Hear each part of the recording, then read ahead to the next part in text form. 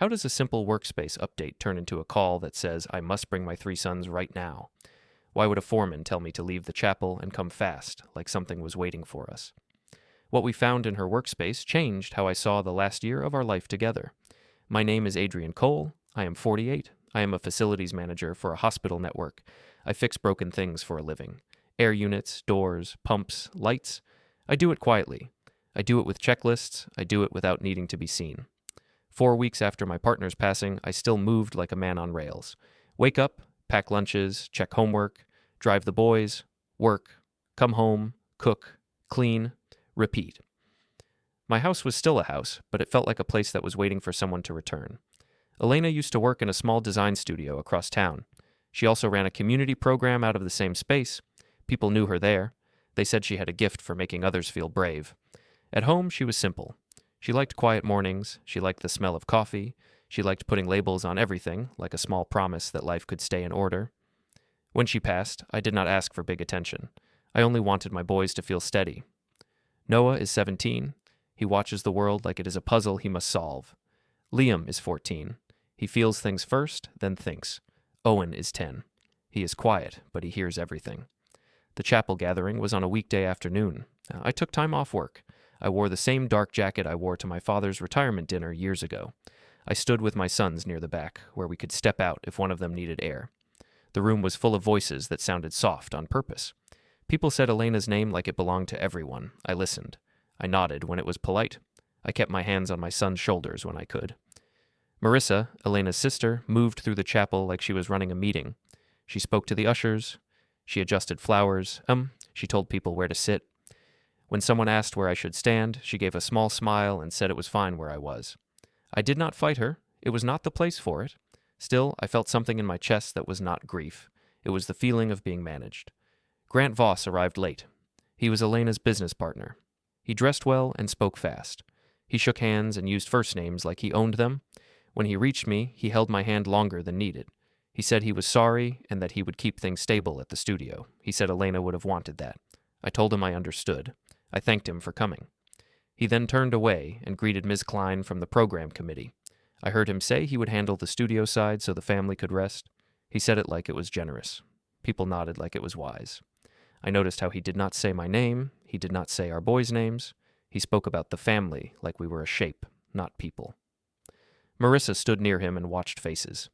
She looked at me once and then looked away, like she did not want to give me any space in the room.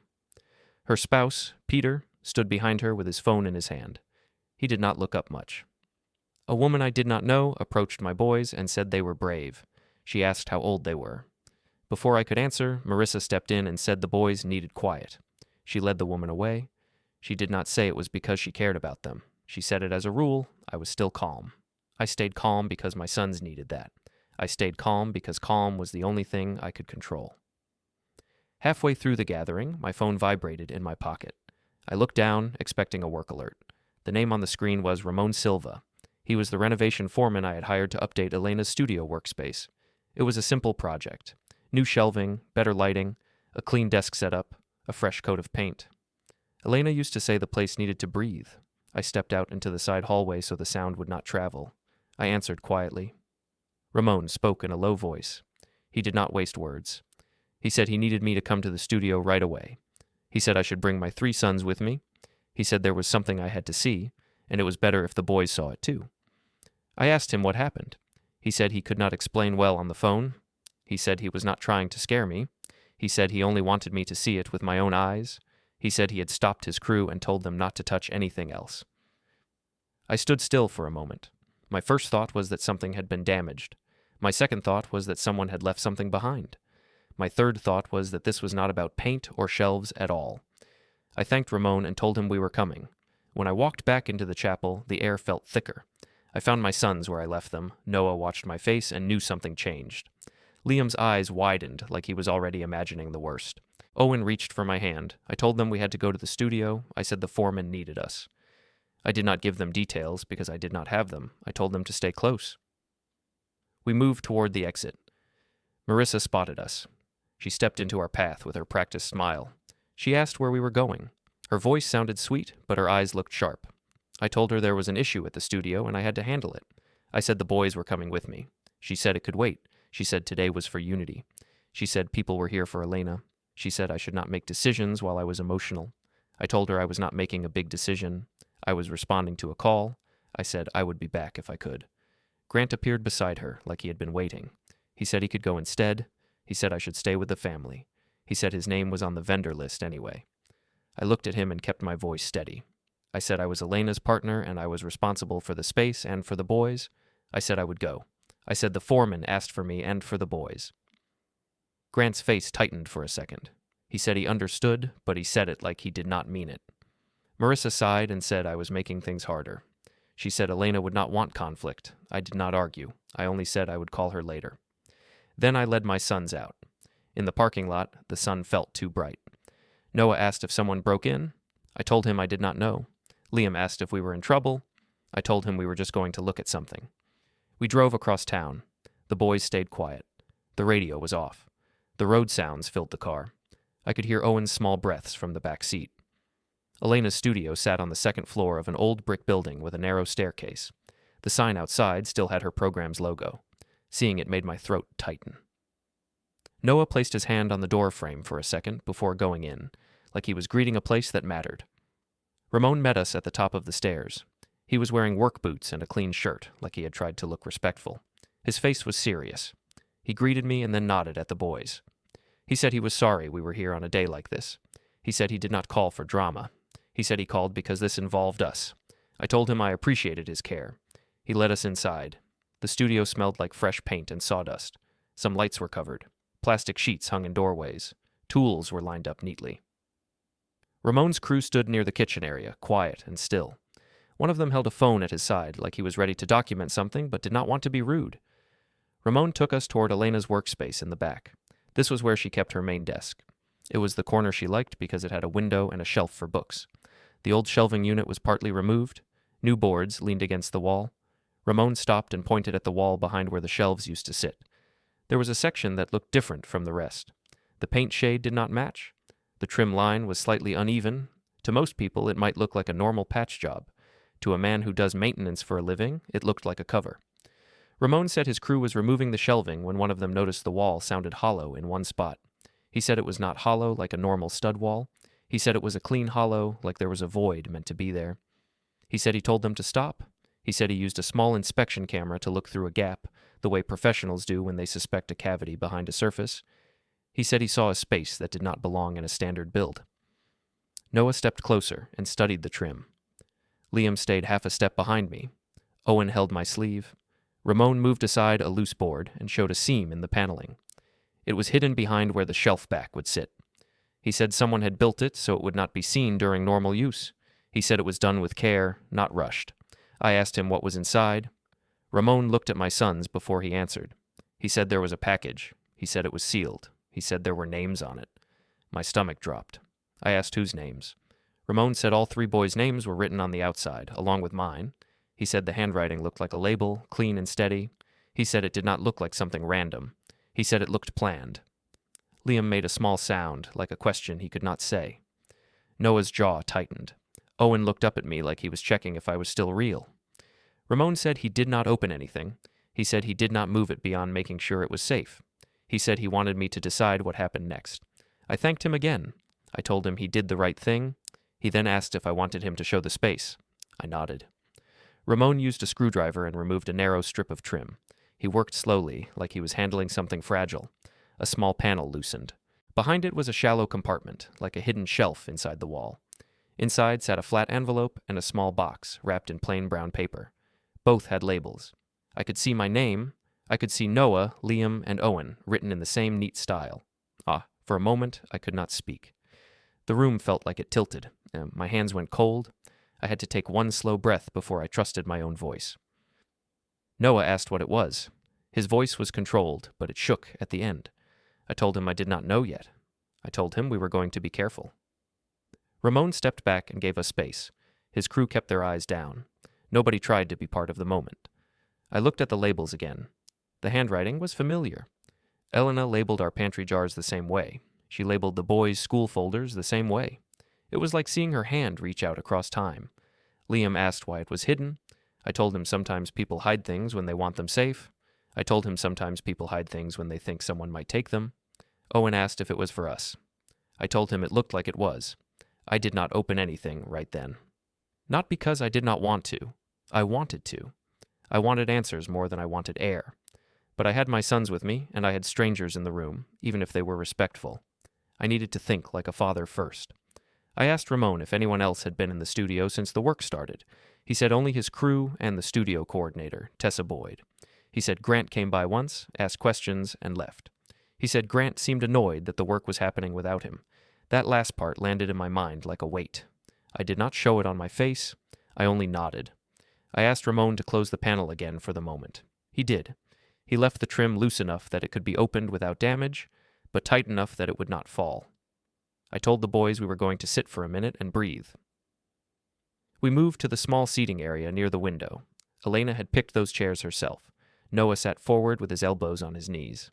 Liam kept glancing back at the hidden wall. Owen leaned against my side.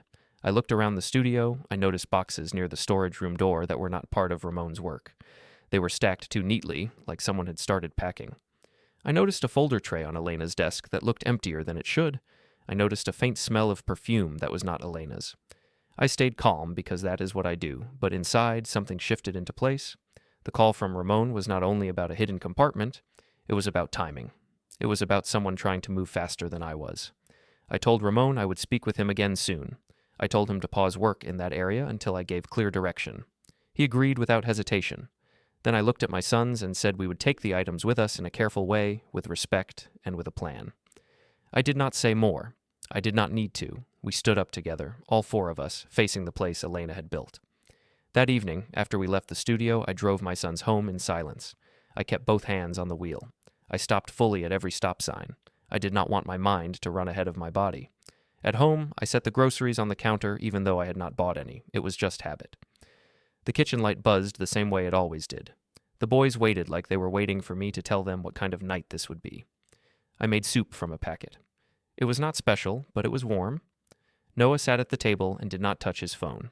Liam kept looking toward the hallway, like he expected someone to walk in. Owen drew small shapes on a napkin with a pencil. I told them we found something hidden at the studio. I told them it looked like it was meant for us. I told them we would be careful and patient. I told them we would not rush. Noah asked why anyone would hide something like that in a wall. I said some people hide things to protect them. Liam asked who we needed to protect it from. I said we did not know yet, but we would learn.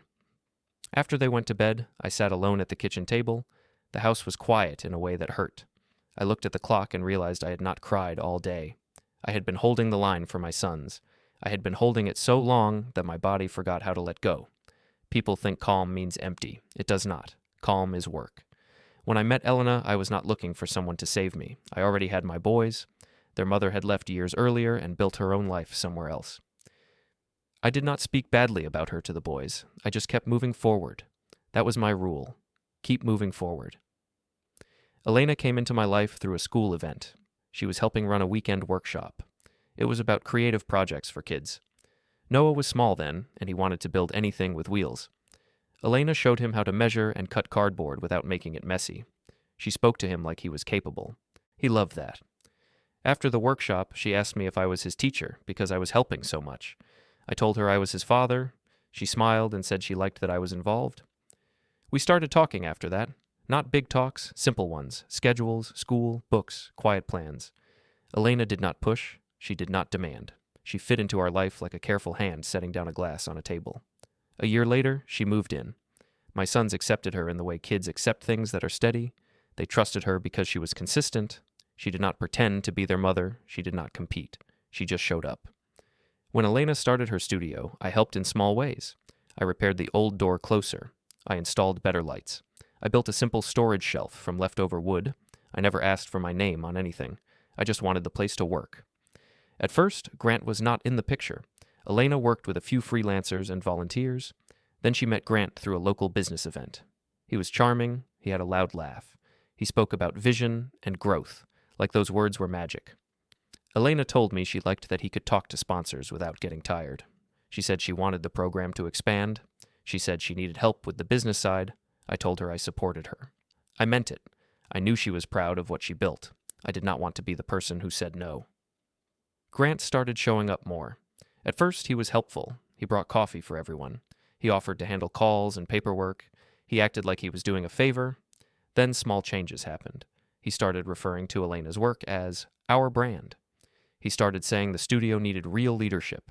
He said Elena was the creative heart and he was the engine. Elena laughed it off at home. She said he was dramatic. She said it was just talk. But I noticed how he spoke to me. He did not ask my opinion. He gave instructions, even when I was doing a repair that he did not understand. If I asked a question, he answered like I was new. Once, I was fixing a light in the studio hallway. Grant stood behind me and told a visitor that I was the maintenance guy. He did not say I was Elena's partner. He did not say I was the father of her 3 boys at home. He said it like my role was a tool. I kept calm and finished the work. Elena noticed my face later and asked what was wrong. I told her it was nothing. I did not want to add stress to her life. That was another rule I carried. Do not make the person you love carry your frustration. Over time, that rule turned into a trap. Elena's sister, Marissa, came around more once the studio started getting attention. Marissa liked control. She liked organizing people. She liked being the one who handled things. When Elena was busy, Marissa stepped in and started speaking for her. At first, it seemed helpful. Then it became normal. Marissa began inviting Elena to family dinners and forgetting to include me in the message. She would text Elena alone and then tell me the plan had changed. She would say she assumed I was tired from work. I was tired, but I still wanted respect. Once, at a family event, Marissa stood up and praised Elena for doing everything on her own. People clapped. I was sitting right there. Elena looked at me with a small apologetic smile, like she noticed but did not want to correct her sister in public. Later, Elena told me Marissa meant well. She said Marissa liked to be the protector. Elena asked me to be patient. I told Elena I could handle it. I told her I did not need applause. I just needed the people around us to stop acting like I was a piece of furniture. When Elena's health started getting worse, the control behavior got stronger. People started speaking in softer voices. They started making plans without asking us. They started using the word support while taking space that was not theirs. Grant began showing up at our home with papers and talking points. He said he was helping Elena reduce stress. He said decisions needed to be made quickly. Marissa began calling me at work. She said she was worried about Elena's legacy. She said the studio needed stability. She said the program needed leadership and money and a clear face. Sometimes she spoke about Elena as if Elena was not in the room, even when she was. Elena did not like conflict. She liked peace. She would listen, nod, and then look at me later like she was asking me not to argue. I did not argue. I thought I was protecting her. I did not realize I was teaching others that they could step over me. In the last few months before Elena's passing, I spent most nights on the couch because she needed space to rest. I brought water, I washed dishes, I answered school emails, I managed the house like it was a small ship in rough water. Grant and Marissa started treating my calm like permission. Grant would call and say the studio needed a quick answer. He would say he could not reach Elena. He would say he needed my approval. When I said I would speak with Elena first, he would sigh and say time was important. Marissa would say the same thing in a different tone. She would say she was trying to protect the boys. She would say I looked exhausted. She would say she could take over the hard parts for me. I heard what she meant. She meant I was not the right person to hold the steering wheel. The week after Elena's passing, people began arriving at our door with food and advice. I appreciated the food. I did not appreciate the advice. Grant sent a message saying he would keep the studio running and would shield the family. Marissa sent a message saying she would take care of the program committee and manage expectations. It sounded kind, but it also sounded like they were claiming territory. The chapel gathering was the first time I felt it in public, clearly, without excuses. People spoke as if Elena belonged to the studio more than she belonged to her home. They said her community and her partners and her mission. They did not say her family. I stood there and realized something simple. If I did not speak for my sons, nobody else would. Not in the way that mattered. The discovery at the studio made that feeling stronger. The next morning, I went back to the studio alone, early, before my work shift. Ramon met me at the door. He said the studio coordinator, Tessa, was inside. He said she seemed nervous when she arrived. Tessa was younger than Elena, mid-30s, quick with tasks. She had always been polite but distant. When she saw me, she looked like she was preparing for a difficult conversation. She said she was sorry for my loss. She said everyone missed Elena. She said the place felt strange without her. I told her we had found a hidden compartment and we were pausing work. I said I needed to understand what had been happening in the studio in the last month. Tessa's eyes flicked toward the storage room door. She said she did not want to get involved. She said Grant had asked her to pack certain files for safety.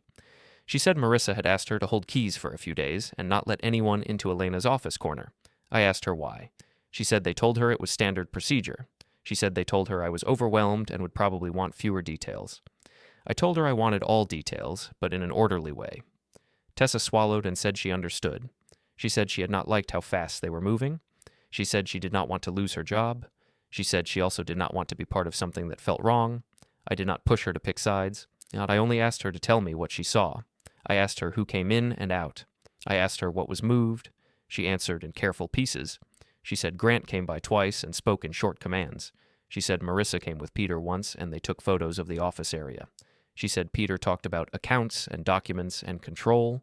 She said Grant told her the board would back him. I thanked her. I told her to keep doing her work and not to argue with anyone. I told her to keep notes privately, just dates and times, nothing dramatic. She looked relieved. She said she could do that. On my way out, Grant walked in. He smiled like we were friends. He asked what I was doing there so early. He said he was glad I was getting out of the house. I told him I was checking on the renovation work. Grant's smile tightened. He said I did not need to worry about details. He said the studio needed decisive leadership right now. He said it was not a time for emotions. I looked at him and kept my voice flat. I told him I understood the need for order. I told him order also meant proper steps. Grant leaned closer, still smiling. He said proper steps were already being handled. He said I should focus on being a father and let professionals manage the rest. I did not raise my voice. I did not insult him. I simply told him Elena and I built this life together and I would not be removed from it. Grant's eyes hardened. He said he respected me, but he said the board would not wait for someone who did not understand how business worked. He said the studio could not be slowed down by personal feelings. I nodded once and said I had work to get to. Then I left, calm on the outside, awake on the inside. At my hospital job later that day, I sat in the break area with a coffee I did not taste. I looked at my phone and saw more messages from Marissa. She wanted a meeting. She said it was urgent. She said it was about signatures and protecting the boys. I did not answer right away. I opened my calendar instead and started writing down dates. Not because I wanted a fight, because I wanted clarity. I started writing down dates that same day at work. Not big stories, just facts. What time Marissa called, what time Grant showed up at the studio, what Tessa said she was told to do. I did it the way I log equipment issues. Simple lines, no emotions. Just a clear record. When my shift ended, I picked up the boys from school. The pickup lane was loud and crowded. Other parents talked in small groups. They waved at each other and smiled like nothing had changed in the world. For me, the world had changed, but I still had to drive, still had to answer questions, still had to pack lunches. In the car, Liam asked why Aunt Marissa kept calling. He asked why she said things like she needed to protect us. Noah sat in the front seat and watched my hands on the wheel. Owen held his backpack on his lap like it was a shield. I told them Marissa was used to being in charge of family events. I told them some people try to control what they do not understand. I said we would be polite, but we would also be careful. Noah asked if Grant was trying to take Elena's studio. He said it straight, like a person who hates guessing. I did not answer fast. I did not want to put fear in him if I was not sure, but I also did not want to lie. I said Grant was acting like he expected to lead everything. I said we needed to make sure everything was handled properly. I said we would not rush. At home, I cooked rice and chicken. Owen set forks without being asked. Liam fed the dog and then sat too close to his phone, scrolling in silence. Noah cleaned the counter and did not say he was cleaning. He just did it. After dinner, I got another call from Marissa. I did not answer. I let it ring. A minute later, a message came in.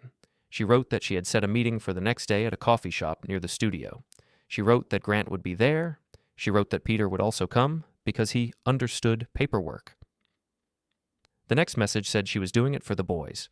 It said this was the responsible way. It said Elena would have wanted unity. I stared at the screen until it went dim. I could almost hear Marissa's voice in those lines. Soft words with hard control behind them. Noah saw my face and asked what it said. I told him there was a meeting request. He asked if we had to go. I said we did not have to do anything fast. I said we would choose our steps. Later, when the boys were in their rooms, I sat on the living room couch with the lights off. The house made its normal sounds. The fridge hummed, a pipe clicked. The wind moved a branch against the window. I thought about Elena's studio. I thought about the hidden space in the wall. I thought about the neat labels with our names. I thought about Tessa's eyes when she said she was told to keep me out of certain areas. I thought about Grant's smile when he said the board would not wait for someone who did not understand business. That was when the switch happened. It was not anger, it was not a dramatic moment. It was just clarity. I realized I had been quiet for so long that people started to believe I had no voice at all. They were not going to stop on their own. They were not going to see me because I stayed calm. Calm to them meant easy. I stood up and went to my home office. It was a small room with a desk and a filing cabinet. I opened the top drawer and pulled out a stack of plain folders. I wrote simple labels with a black marker: studio, program, family, calls, dates. I also took out an old USB drive from a drawer. It was not fancy. It was just something I used for work manuals and backup notes. I plugged it in and made a folder with the same labels. Then I opened my phone and started saving messages properly. Not as screenshots in a messy album. I saved them in a way that kept the date and time. I wrote the dates on paper too. I did not add comments like, "This was unfair." I only wrote what was said and when. I did not feel proud doing it. I felt steady, like I was putting tools on a bench before a repair. The next morning, I went to the coffee shop meeting. I went alone. I told the boys I would be back before dinner. Noah wanted to come with me, but I said no. I said this was an adult conversation and it could become confusing. He did not argue, but I could tell he did not like being left out. The coffee shop was bright and smelled like warm pastries. Marissa was already there at a corner table. Grant sat beside her. Peter sat across from them with a laptop bag. They all had coffee cups in front of them, like it was a normal business talk. Marissa smiled too much and asked how I was holding up. Grant said he admired my strength. Peter nodded like he was watching a deal. I sat down and kept my hands on the table. I did not fidget. I did not show nerves. I asked what they needed. Grant began speaking first. He said the studio had bills. He said the program had commitments. He said sponsors were asking questions. He said he needed full authority to keep things stable. He said he was already doing the work, and it would be best if it was official. Marissa added that the family needed peace. She said the boys needed routine. She said this paperwork was only to keep the studio and program from falling apart. Peter opened his laptop bag and slid a packet forward. He said it was standard. He said it was temporary. He said it was just a signature. I did not touch the packet. I did not push it back either. I just looked at it. I asked them why the meeting was urgent. Grant said delays made the studio look weak. He said donors did not like uncertainty. He said I did not want Elena's work to suffer. That line was meant to hit me. Elena's work mattered to me. It mattered to my boys. Grant knew that. He used it like a handle. I kept my voice even. I said I cared about Elena's work and the people it served. I said that was why I would not sign anything in a coffee shop. I said I would review anything the proper way. Marissa's smile dropped a little. She said I was being difficult. She said I was letting pride get in the way. She said I was not thinking clearly because I was tired. Grant leaned back and said he understood my feelings. He said feelings did not pay rent. He said the studio needed a professional leader, and he was already doing it. He said he did not want conflict, but he would not let the studio sink because I could not make decisions. I looked at him and said I could make decisions. I said I just did not make them under pressure. I said I would speak to the right people and take the right steps. Peter laughed softly, like it was cute. He said I was a good man, but I was out of my depth. He said the studio world was not like my job. He said I should let people who understood money and structure handle it. It was a small sentence. It was also the line. Not because it hurt my ego, because it showed their plan clearly. They were not offering help.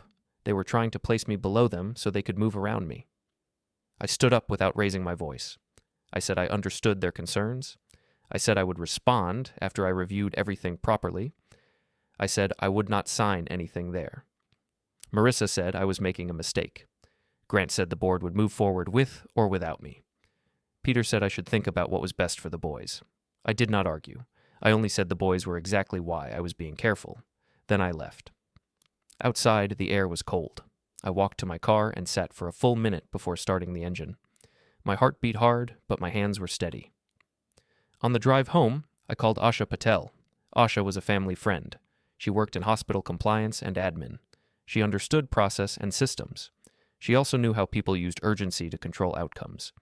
When she answered, I told her I needed advice on handling a situation properly. I did not accuse anyone. I did not tell her I wanted to punish someone. I just said people were trying to rush me into decisions connected to Elena's studio and program. Asha asked if I had been shown papers. I said yes, but I did not sign. Asha said that was good. She said I needed time and a clear chain of steps. She said I should gather facts, keep my notes, and speak to the right offices involved. She said I should not let anyone frame my calm as agreement. I thanked her. I told her I would keep things orderly. When I got home, Noah asked how it went. I told him they wanted me to sign things fast. I told him I did not. He nodded once and said that sounded like them. Liam asked if Aunt Marissa was mad. I said she might be. Liam asked if she could take the studio away. I said nobody could take what was not theirs, not when things were handled properly. Owen asked if we were going back to the studio. I told him yes, soon, but we would be careful. That night, after the boys slept, I went back into my home office and added new lines to my dates list. I wrote the meeting time and what each person said. I wrote the words, "just a signature," because that phrase mattered. It was the phrase people use when the signature is actually the whole point. I also wrote down what Ramon said about the hidden compartment. I wrote down what Tessa told me about being asked to pack files and restrict access. I kept everything simple. Then I opened my calendar again. I circled another date in the coming week. It was the day the studio board met, according to what Grant had bragged about before. I did not know the full details yet, but I knew they were planning something, and I knew I would not be late to it. Before I turned off the light, I looked at the small key envelope on my desk. It was still there, untouched. It had Elena's labeling style. It felt like a quiet message from her, telling me she expected this pressure and wanted me to stay steady. I did not feel fear then. I felt focus. I was done being treated like a visitor in my own life. I was going to handle it the right way, through the systems people like Grant respected, even if they pretended they did not. The next few days were about small steps that looked boring from the outside. I still went to work. I still packed lunches. I still checked homework. But in the gaps between those duties, I started building a clear picture of what was happening around Elena's studio and program. I learned early in my job that confusion is how problems grow. If a pump fails, people argue about who touched it last. If a door sensor keeps tripping, everyone blames the person who reported it. The only thing that ends the noise is a timeline and a checklist. So I treated this the same way. On my lunch break, I went to the public library. It was quiet and neutral. I chose a small corner table where nobody could read my screen. I wrote out a simple map of the studio in a notebook. I marked Elena's desk corner, the storage room, the main work area, and the back hallway where the hidden space was found. Then I wrote a list of questions, one line each: who had keys, who had been told to restrict access, who had moved files, who had spoken to sponsors, who had contacted the bank, who had scheduled meetings. I did not write dramatic words. I did not write guesses. I wrote questions I could answer with facts. That same day, Asha called me back during my drive home. She asked if people were using phrases like standard procedure and temporary authority. I told her they were. She sighed and said those phrases were often used to make something permanent before anyone notices. Asha suggested I keep my notes consistent and get statements from people while memories were fresh. She also told me to be careful with how I asked questions. She said if I accused someone too early, they could lock down information and claim I was creating trouble. She said it was better to act like I was simply verifying steps. That advice fit me. I was not trying to win a shouting match. I was trying to protect my sons and honor Elena's wishes in a clean way. The next morning, I went to the studio before my shift again. Ramon was there, supervising quietly. He greeted me with a nod. He looked tired, like he had been thinking about the hidden space even after work. I asked Ramon to walk me through exactly how his crew noticed the hollow section. He explained the sound test, the seam, and the way the panel was set. He spoke like a professional, not like a gossip. He said it was not random. He said someone had planned it and built it with care. I asked him if his crew had taken any photos for their job records. He said yes, but he had not sent them to anyone. He said he kept them in his work file. He also said he told his crew not to talk about it outside the job site. I thanked him. I told him I respected his judgment. I asked him to keep the work paused in that corner until I gave clear direction. He agreed without asking why. Then I asked to speak with Tessa again, if she was comfortable.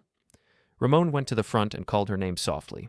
She came out of the office area with a key ring in her hand and worry on her face. I told Tessa I was not there to get her in trouble. I told her I only needed clarity. I asked her calmly who had keys to the studio and who had asked her to hold keys back. She said Grant asked for an extra set for efficiency. She said Marissa asked her for Elena's office key for packing. I asked Tessa what packing meant. She said Marissa told her to box files that were program-related and set them aside. She said Peter wanted to scan some pages to keep things safe. She said she did not feel good about it, but she felt trapped. I asked if any boxes had already left the building. Tessa hesitated and then said yes. One set of boxes had been taken 2 days after Elena's passing. She said she did not know exactly where they went. She said Marissa told her they were going to a safe place. I did not react with anger. I only wrote it down when I got back to my car. Dates. Who said what, when it happened. Before I left the studio, I did a slow walkthrough. I did not touch items. I just looked. I noticed which shelves were half empty. I noticed which drawers were open when they used to be shut. I noticed the small changes that happen when someone is trying to move fast but also look respectful. As I walked past Elena's desk, I saw a faint rectangle of dust on the surface where something had sat for a long time and was now gone. It looked like a small frame or a desk organizer. Elena was not messy, so the shape stood out. I felt a tightness in my chest, but I kept my breathing steady. This was not the time to panic. Panic makes people sloppy. Sloppy is how you lose control. That afternoon, I stopped at the bank on my way home. I did not go in with a demand. I went in with a calm question. I told the teller I needed to confirm the correct contact steps for Elena's accounts because people were calling and claiming urgency. I told them I wanted to avoid mistakes. The teller did not give me details, but I saw a change in posture when I said claiming urgency. The teller asked for my identification. The teller said they would note my concern and that the correct steps would be followed. The words were polite, but the tone suggested they understood what I meant. Outside the bank, I sat in my car and wrote another line in my notebook. I did not write the bank's response as a promise. I wrote it as a record that I had raised the issue in a calm, professional way. At home that evening, Liam asked if we were going back to the chapel again. He asked because he hated the way people looked at us there, like we were part of the room but not part of the story. I told him we would not go back unless we chose to. I told him we did not owe anyone our quiet time. Noah asked what I was doing with the notebook. He said it looked like my work logs. I told him it was a work log. I told him I was logging the situation the way I log a building problem. I said people can argue about feelings forever, but they cannot argue with clear dates and consistent notes. Noah nodded and said that made sense. Owen listened without speaking. Later, when I went into his room to check on him, I saw he had drawn a small picture of the studio window with 4 stick figures in front of it. He had drawn their hands connected. It made me pause in the doorway longer than usual. The next day at work, I kept my normal routine. I did not talk to coworkers about my personal life, but during a short break, I called Ms. Klein, the chair of the program committee. I did not accuse anyone. I introduced myself calmly and said I wanted to make sure the program was stable while also ensuring Elena's family was included in the correct way. Ms. Klein sounded surprised that I called. She said she assumed Grant was handling communication. She said Grant had told them I needed rest and did not want involvement. Her voice held a gentle tone, but I could hear a hint of discomfort, like she realized she had accepted a story without checking. I told her I did want proper rest, but I also wanted proper inclusion. I said Elena and I discussed the program often at home. I said Elena cared about the program's integrity, not just its public face. I asked what meetings were scheduled. I asked what decisions were being discussed. Ms. Klein said there was a special meeting coming up. She said Grant wanted to present a plan for continuity. She said she thought it would be best if I attended, but she did not want to pressure me. I told her I appreciated that and that I would attend. I told her I would keep it respectful and focused on process. She said she welcomed that. After the call, I did not feel relief. I felt confirmation. Grant had been speaking for me without permission. Marissa had been moving boxes without clear consent. Peter had been scanning pages without a clear reason. None of it was loud enough to look like an obvious problem, but together it formed a pattern. That night, I returned to my home office. I made a simple index page. I listed names on the left side. Grant, Marissa, Peter, Tessa, Ramon, Ms. Klein. On the right side, I listed points of contact and what each person had said in plain language. I did not add labels like good or bad. I only wrote facts and possible next questions. I also started a separate page for my sons, not for evidence, but for care. I wrote what each boy was struggling with. Noah needed honest information. Liam needed reassurance that adults could be fair. Owen needed closeness and routine. I wrote it down because I did not want my focus on the studio to make me forget the real reason I was doing any of this. The following morning, Marissa called again. I answered this time because I did not want her to claim I was unreachable. She spoke softly and said she was worried about me. She said people were talking. She said donors and committee members wanted direction. She said she could take the burden off my shoulders. I told her I appreciated her concern. I told her I was handling things properly. I told her I would attend the upcoming committee and studio meeting and listen. I told her I would not sign anything in a rushed way. Marissa's voice tightened. She said I was letting pride guide me. She said I was making this harder than it needed to be. I told her I understood her feelings. I told her I would still follow correct steps. When I ended the call, I did not feel shaken. I felt more certain, because she did not ask what the correct steps were. She only pushed for speed. That weekend, I went back to the studio with the boys for a short visit, not to open anything hidden, not to argue with anyone, just to stand in Elena's space for a few minutes and remind ourselves what it really was. It was not a trophy. It was not a stage. It was a place where Elena worked hard and cared about people. Ramon let us in quietly. Tessa stayed near the front and did not hover. Noah walked to Elena's desk and placed his hand on the corner like he was greeting it. Liam looked at the wall where the hidden space was and then looked at me, searching my face. I told them we would do this the right way. I told them the truth does not need a loud voice. I told them we only needed patience and we needed to keep our actions clean. Before we left, I took one last look at the studio. I noticed the same packed boxes in the storage room, now stacked higher. Someone had been preparing for something. Someone had been assuming I would not show up. I did not say that to the boys. I only held their shoulders and guided them toward the door, steady and calm, like I had been trained to do in every crisis I have ever handled. The week of the special meeting arrived faster than I expected. My days were still full of normal tasks, but now every normal task had a second layer. When I packed lunches, I also checked my calendar. When I drove to work, I also listened to voice messages twice. When I washed dishes, I also thought about who was moving boxes in a locked room. I kept everything quiet on purpose, not because I was afraid, but because I understood how people like Grant and Marissa worked. They lived on reactions. They waited for someone to raise a voice, then they pointed and said that person was unstable. They used that label to move faster, so I stayed plain. I stayed steady. On Monday morning, I woke up before my alarm. The house was dark.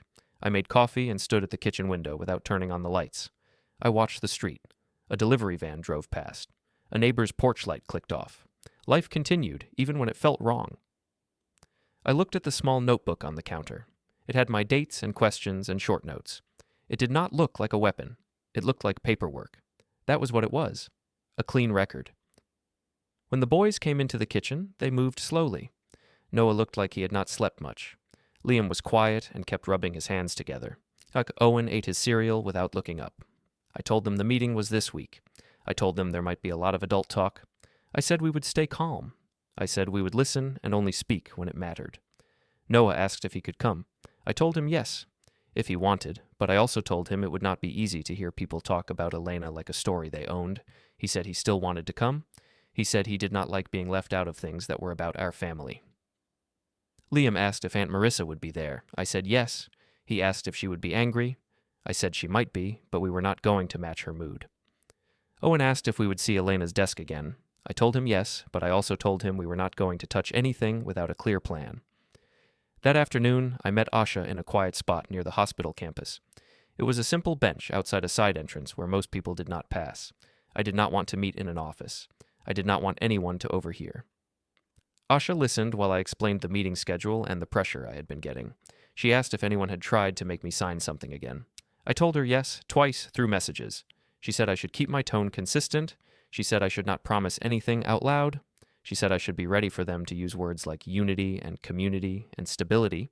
She said those words could be honest, but they could also be used as a cover. I told her my plan was simple. I told her I was going to show up, be respectful, and let the process work. I told her I was not going to fight in the hallway or in a coffee shop. Asha nodded and said that was wise. She also reminded me to take care of the boys. She said stress leaks into a house like water. Even if I stayed calm, they would feel it. That evening, I took the boys for a quick meal at a small diner. It was nothing special. I chose it because it was quiet and the staff did not rush us. We sat in a booth near the window. Noah ate slowly and watched people outside. Liam picked at his food. Owen drank water and stared at the ice cubes. I told them something important. I told them that adults sometimes fight without shouting. I said some fights are about who controls a story. I said we were not trying to control Elena's story for pride. We were protecting it because it belonged to our family too. Noah said he understood. Liam asked why people could not just be fair. I told him fairness was a practice, not a default. I told him some people were only fair when someone made it necessary. On Tuesday, I went back to the studio early again. Ramon was there, and he greeted me with the same careful respect. I asked him how things were going with the paused work. He said his crew could move to other sections and stay productive.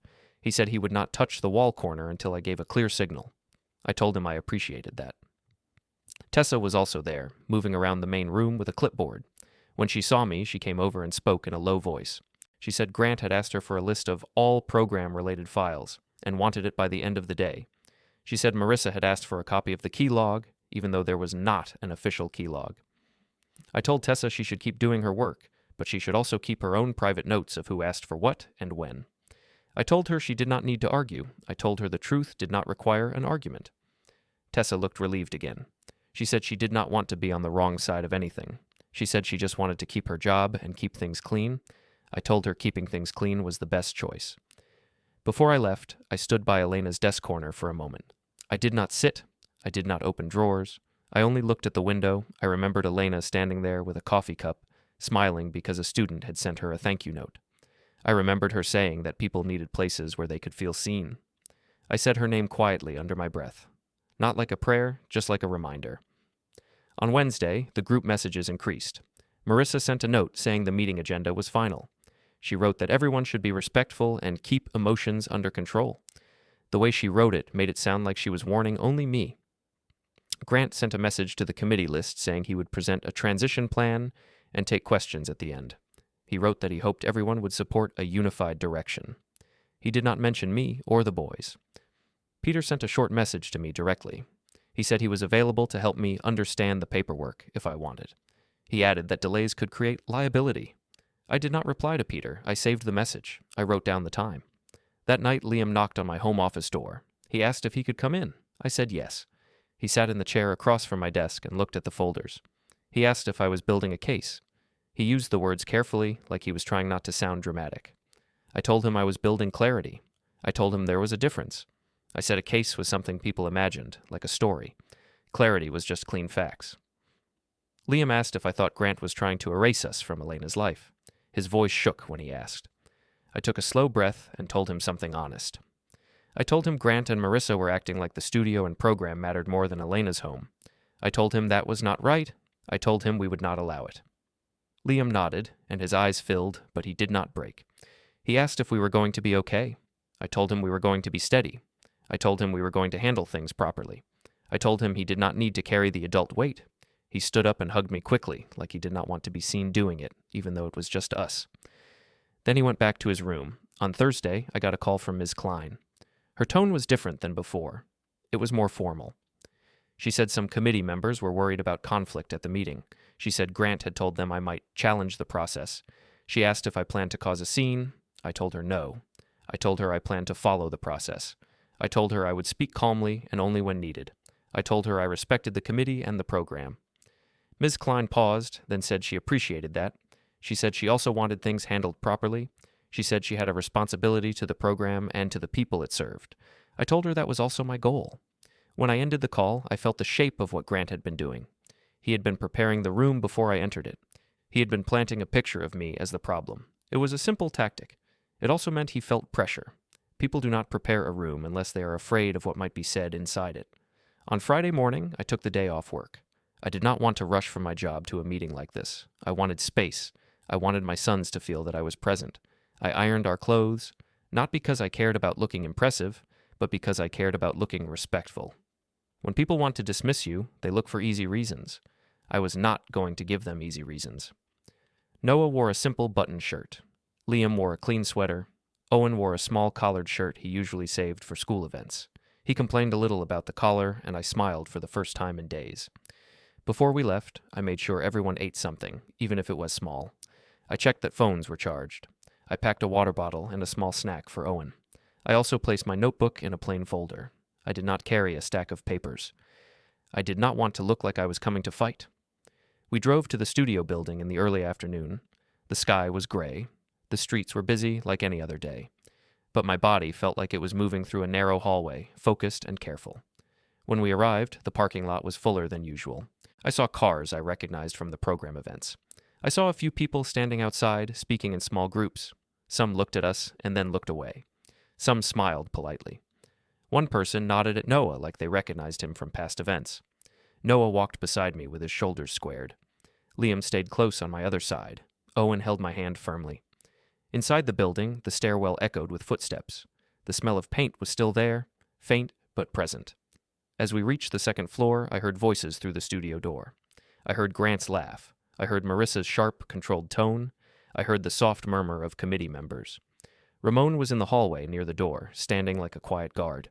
He nodded at me and stepped slightly to the side, giving us space to enter. His face said he understood the weight of this moment. Tessa stood near the front desk area, holding her clipboard like it was a shield. When she saw us, she looked relieved and nervous at the same time. She gave a small nod, then looked down like she did not want anyone to accuse her of taking sides. I paused for half a second, not because I was scared, but because I wanted to set my own pace. I looked at my sons and told them, quietly, to stay close and keep calm. I told them we were here to listen and to stand as a family. Then I opened the door and walked into the boardroom area with all 3 of my sons beside me. Grant was already speaking when we walked into the boardroom area. He stood near a screen with a neat slide deck.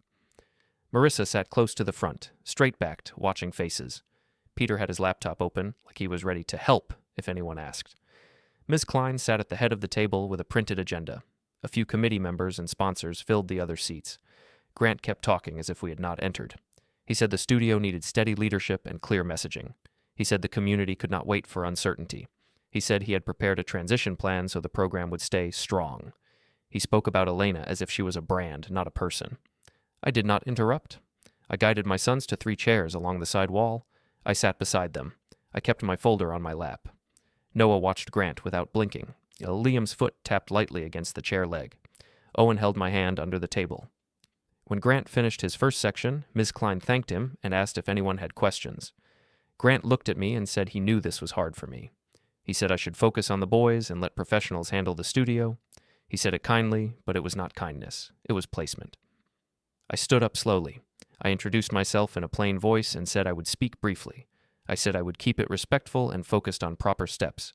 I said my sons were here because their mother mattered to them, and because this involved our family. Marissa tried to speak over me. She said the meeting was not the place for emotions.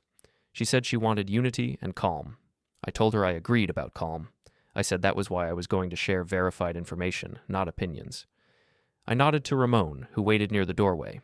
I explained that I hired his team to update Elena's workspace and that during the work they found a hidden compartment behind the shelving.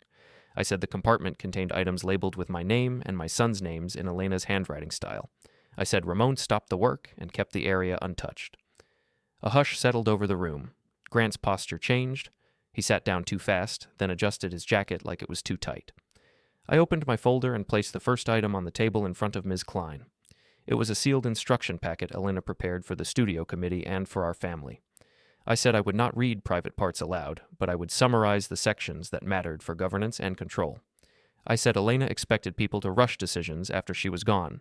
I said she set clear conditions for authority, access, and what happens if anyone tries to block family involvement. Ms. Klein asked to see the packet. I slid it to her. She read quietly, then looked up and asked Grant why he told the committee I did not want involvement. Grant said he was trying to protect me. His voice was thinner now. I then presented a clean timeline. I showed messages where Marissa scheduled signature meetings and where Peter warned about liability to push speed. I showed notes from Tessa about being told to restrict access and pack files. I stated calmly that boxes had already left the studio without a clear inventory shared with the committee. Peter started to explain, but Ms. Klein held up her hand and said they would follow procedure. Finally, I explained the immediate safeguards already triggered by the correct steps. Financial actions paused pending review, studio access changes pending board confirmation, and an independent verification request to compare invoices with visible work and stored assets. Ms. Klein's voice turned firm. She said Grant's authority was suspended effective immediately until review. She asked him to return keys and login access before leaving the building. She then asked Marissa and Peter to provide a full list of what was removed, where it was stored, and when it was moved. Grant looked around the table for support.